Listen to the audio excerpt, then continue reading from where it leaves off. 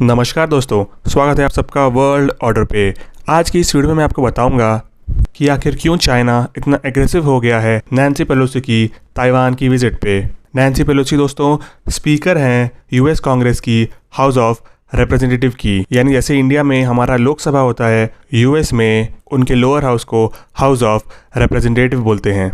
Nancy Pelosi second in line है दोस्तों US presidentship की पोस्ट पे आफ्टर वाइस प्रेसिडेंट। और नैन्सी पेलोसी लैंड हुई हैं ताइवान में 2 अगस्त शाम में। चाइना के काफ़ी सारे थ्रेट्स के बावजूद उन्होंने ताइवान को विजिट किया। चाइना के प्रेसिडेंट ने तो ये भी कह दिया कि आग के साथ मत खेलो। पेलोसी की ये विजिट दोस्तों किसी भी अमेरिकन ऑफिशियल की हाईएस्ट लेवल विजिट है पिछले 25 सालों में। अब यूएस 1970 से ही वन चाइना पॉलिसी में मानता है, यानी वो ताइवान को एक सेपरेट कंट्री नहीं मानता है।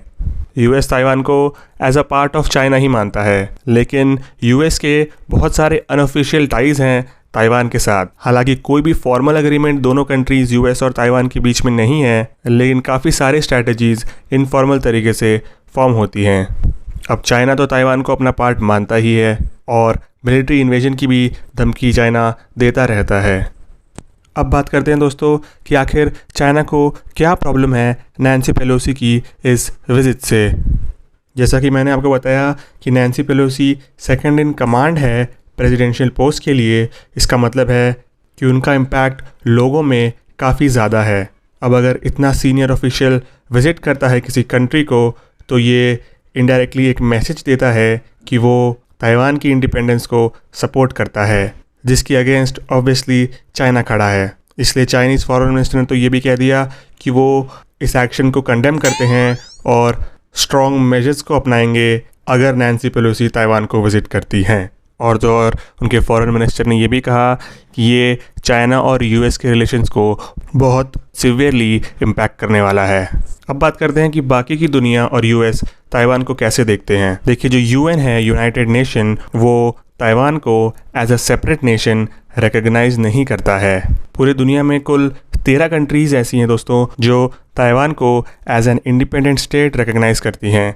कुछ साउथ अमेरिकन कंट्रीज़, कैरेबियन और वियतनाम जैसी। अब अगर हम यूएस की बात करें तो यूएस काफ़ी एम्बिगुअस है अपनी पोजीशन को लेके रिगार्डिंग ताइवान। यूएस ने ये तो कहा है कि वो ताइवान को हर हाल में डिफेंड करेगा अगर चाइना उस पर इन्वेजन करता है, लेकिन बाद में उन्होंने ये भी क्लैरिफाई किया कि वो ताइवान को as an independent state support नहीं करता है और यूएस ताइवान को आर्म्स की सप्लाई भी प्रोवाइड करेगा। तो यूएस ताइवान को लेके अभी भी काफ़ी कंफ्यूज स्टेट में है, लेकिन नैन्सी पेलोसी की इस विजिट ने ये दिखा दिया है कि यूएस काफ़ी हद तक केपेबल है और ताइवान की मदद करने में भी हेल्प करेगा। अब इससे पहले भी दोस्तों न्यूट जिंजरिच 1997 में ताइवान गए थे। न्यूट जिंजरिच यूएस में रिपब्लिकन पार्टी को बिलोंग करते थे और उस समय भी उन्होंने ये कहा था कि वो हर हाल में ताइवान को डिफेंड करेंगे। बट वो 1997 था और ये 2022 है।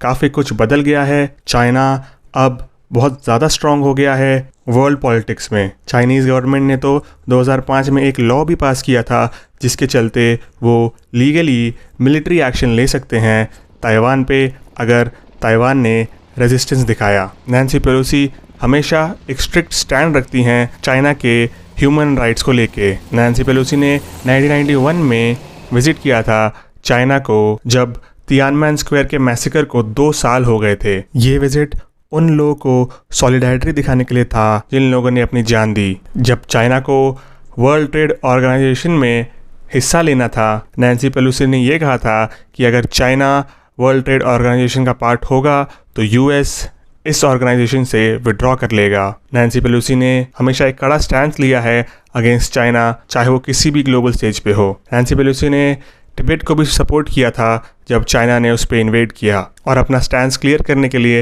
नैन्सी पेलोसी ने दलाई लामा, जो कि एक प्रोमिनेंट लीडर हैं तिब्बत के, उन्हें गोल्ड मेडल से भी सम्मानित किया था 2007 में, ये बताते हुए कि वो तिब्बत की फ्रीडम को सपोर्ट करती हैं। इन सब बातों को ध्यान में रखते हुए चाइना को पता है कि नैन्सी पेलोसी काफ़ी स्ट्रिक्ट हैं ताइवान की इंडिपेंडेंस को लेके, इसलिए चाइना ने काफ़ी एग्रेसिव स्टैंड लिया है।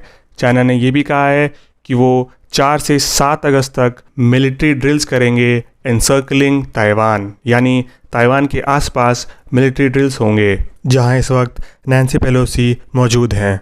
मेरे हिसाब से ये एक काफ़ी ब्रेव मूव था नैन्सी पेलोसी की तरफ से। इससे यूएस ने पूरे वर्ल्ड में एक मैसेज सेंड किया है कि वो ताइवान की फ्रीडम को सपोर्ट करते हैं in spite of all the threats given by China. इस मूव से चाइना और यूएस के रिलेशंस बहुत ज़्यादा ख़राब होने वाले हैं। तो चलिए दोस्तों, एंड करते हैं आज की वीडियो को। मैं मिलूंगा आपसे नेक्स्ट वीडियो में, तब तक के लिए देखते रहिए वर्ल्ड ऑर्डर।